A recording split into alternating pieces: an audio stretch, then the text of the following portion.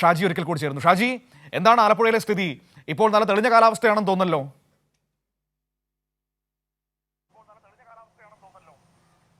തീർച്ചയായിട്ടും മനു, മഴയ്ക്ക് വേണ്ടി നമ്മൾ കാത്തു നിന്ന് ഇപ്പോൾ രാവിലെ ലൈവിന് നിൽക്കുമ്പോൾ ഇന്നലെ രാവിലെ തൊട്ട് തന്നെ ശക്തമായിട്ടുള്ളൊരു വെയിലാണ് നമുക്ക് പൊതുവേ ആലപ്പുഴ ജില്ലയിൽ അനുഭവപ്പെടുന്നത്. രാത്രി ഒറ്റപ്പെട്ട സ്ഥലങ്ങളിൽ മഴ നേരിയ തോതിൽ പെയ്ത് ഒഴിച്ചു കഴിഞ്ഞാൽ കാര്യമായിട്ടുള്ള പ്രശ്നങ്ങളൊന്നുമില്ല.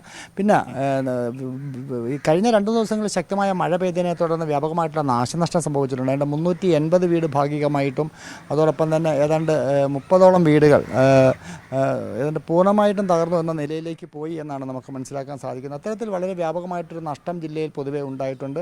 അതോടൊപ്പം തന്നെ 3 പേരുടെ ജീവൻ നഷ്ടപ്പെടുന്ന ഒരു സ്ഥിതിവിശേഷമുണ്ട്. ഇങ്ങനെ വ്യാപകമായിട്ട് നഷ്ടമുണ്ട്. തീരദേശ മേഖലയിൽ ശക്തമായ കടൽക്ഷോഭമുണ്ട്.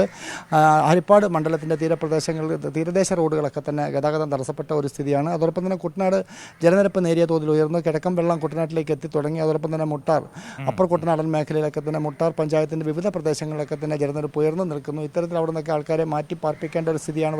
വരുന്ന മണിക്കൂറിൽ കൂടുതൽ വെള്ളം കുട്ടനാട്ടിലേക്ക് എത്തിക്കൊണ്ടിരുന്നു കഴിഞ്ഞാൽ അവരെയൊക്കെ ക്യാമ്പുകളിലേക്ക് മാറ്റേണ്ട ഒരു സ്ഥിതിവിശേഷമുണ്ട്.